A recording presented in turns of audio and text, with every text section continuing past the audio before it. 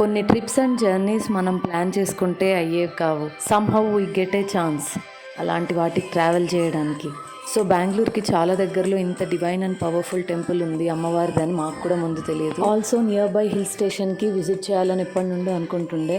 So రెండు ఒకే డేలో cover చేద్దామని చెప్పేసి సడన్గా అలా ప్లాన్ చేసేసాం. టెంపుల్ అండ్ హిల్ స్టేషన్ రెండు కవర్ చేయాలి కాబట్టి ఎర్లీ మార్నింగ్ స్టార్ట్ అయిపోయాం. పీస్ఫుల్ రోడ్స్, ఫ్రెష్ ఎయిర్, అలా మన జర్నీ ఒక డివైన్ డెస్టినేషన్ వైపు స్టార్ట్ అయింది. మార్నింగ్ వెళ్ళే దారిలో బ్రేక్ఫాస్ట్ చేసుకొని 9 కంతా అక్కడికి చేరిపోయాము. ఈ టెంపుల్ వైపు చాలా పీస్ఫుల్ అండ్ చాలా బాగుంది. కొండల మధ్యలో ఉంది అమ్మవారి ఆలయం. కింద నుండి కొండ ఎక్కే వాళ్ళు మెట్లెక్కి వెళ్ళొచ్చు, అలా కాకుండా కారులో కూడా పూర్తిగా పైకి వెళ్ళిపోవచ్చు. చుట్టూ ఎటు చూసినా కొండలు, చల్లని గాలి, మధ్యలో అమ్మవారి ఆలయం, ఆ పాటలు ఇవన్నీ వింటుంటే full powerful and Shakti vibes వస్తున్నాయి. ఇక్కడ కార్ పార్కింగ్ దగ్గర నుండి అలా మెట్లన్నీ ఎక్కి పైకి వెళ్ళాలి. టెంపుల్ పైన ఉంటుంది, ఆల్మోస్ట్ ఒక 300 స్టెప్స్ దాకా ఉంటాయి. గుళ్ళోకి వెళ్ళే ముందు కింద పవిత్రమైన అమ్మవారి కోనేరు ఉంది, అక్కడ నీళ్లు చల్లుకొని ఇంకా దర్శనానికి వెళ్తున్నాం. ఇక్కడున్న జనాలని ప్రొటెక్ట్ చేయడం కోసమే వెలిసిందంట ఈ గంగమ్మ తల్లి. ఇక్కడ స్థల పురాణం అది. గంగమ్మ తల్లి దర్శనం చాలా పవర్ఫుల్ అండ్ దివ్య శక్తి లాగా అనిపించింది.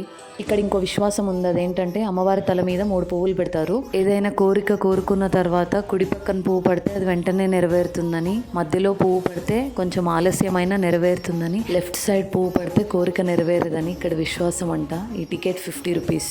ట్యూస్డేస్, సండేస్ అయితే చాలా జనాలు ఉంటారంట. ఫ్రైడే వెళ్ళాం, సో అంత క్రౌడ్ కూడా ఏం లేకుండే. సో ప్రశాంతంగానే దర్శనం కూడా అయిపోయింది. రీసెంట్ డెవలప్మెంట్స్ చాలా అయినట్టున్నాయి, ఇవంతా కొత్తగా కట్టినట్టున్నారు.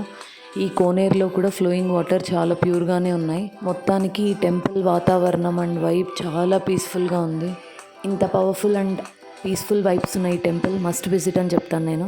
బెంగళూరు నుండి మార్నింగ్ వస్తే ఈ టెంపుల్ కవర్ చేసి అలాగే నెక్స్ట్ ఒక హిల్ స్టేషన్కి వెళ్ళొచ్చు. ఈ బోయకొండ గంగమ్మ టెంపుల్ మొక్కులకి బాగా ఫేమస్ కాబట్టి మొక్కులు తీర్చుకోవడానికి ఆటలు కొడతాం ఇలా అనుకొని ఇక్కడికి వచ్చి ఆటలు కొడుతూ ఉంటారు. మాకేం మొక్కుబడి లేదు, అయినా కూడా వచ్చాం కాబట్టి ఇక్కడే చేసుకొని వెళ్దాం అనుకొని వెళ్తున్నాం కిందకి కొండ నుండి.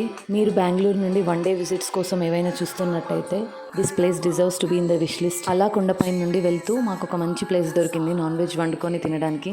ఒక మంచి ప్లేస్ చూస్ చేసుకొని చెట్టు కింద సెటిల్ అయ్యాం. అమ్మ పొయ్యి సెటప్ చేస్తుంటే, చెల్లి కట్ చేస్తుంటే, 2 తమ్ముళ్ళు కట్టెలు మోసుకొస్తున్నారు ఎక్కడి నుండో. మా చిట్టి తల్లి తన ఓన్ వరల్డ్లో తను ఆడుకుంటూ ఉంది బిజీగా. హస్బెండ్ అండ్ నాన్న నాన్ వెజ్ తేవడానికి వెళ్ళారు. ప్రస్తుతానికి నేను మెమరీస్ క్యాప్చరింగ్, పనులన్నీ పంచుకొని, రెస్పాన్సిబిలిటీస్ షేర్ చేసుకొని, ఏ ఫుల్ కంప్లీట్ ఫ్యామిలీ వైబ్. చిన్నప్పుడు ఎప్పుడో అమ్మ వాళ్ళు యూస్ చేసేవాళ్ళు కట్టెలు పొయ్యి. ఇలా ఎన్నో ఇయర్స్ తర్వాత మేము ఇలా కట్టెల పొయ్యితో కుస్తీలు పడుతూ, కట్టెలు పెడుతూ, వంట వండుతూ, ఆ పొగలో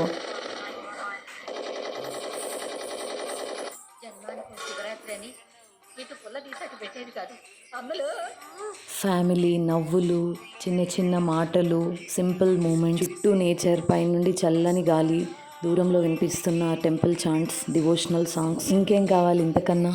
లైఫ్ టైం మెమరీస్ ఇవన్నీ. Finally food ready. కట్టెలతో కుస్తీలు పడి అలసిపోయారు మా వాళ్ళు.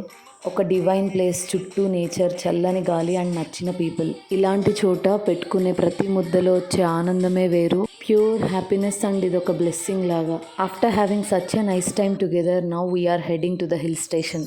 ఈ టెంపుల్ నుండి జస్ట్ 20 కిలోమీటర్స్లో ఉంది Horsley hills. Ooty of Andhra Pradesh అని కూడా అంటారు. ఆ curvy roads, greenery, cool weather, పైకి వెళ్తున్న కొద్దీ చల్లగా మారిపోతుంది మొత్తం. Every turn is feeling like the new world. And we are at the top of the hill station. ఇప్పుడున్న ఈ హజిల్ బజిల్ లైఫ్ స్టైల్లో, రోజంతా వర్క్, టార్గెట్స్, డెడ్ లైన్స్, అలాంటి లైఫ్ స్టైల్లో ఇలాంటి ప్లేసెస్ నిజంగా stress busters. At least once in a while ఇలాంటి day outs డెఫినెట్గా ప్లాన్ చేయాలి, నేచర్కి దగ్గరగా మైండ్ రిఫ్రెష్ అవ్వడానికి. ఫ్రైడే అవ్వడం వల్ల విజిటర్స్ కూడా ఎవరు ఎక్కువగా లేరు. చాలా కామ్గా, పీస్ఫుల్గా, ఆ బర్డ్స్ సౌండ్స్, సమ్మర్ స్టార్ట్ అవ్వడం వల్ల ఈ ఫ్లవర్స్ అంతా స్మెల్, వసంత మాసం వైబ్స్ ఎవ్రీవేర్.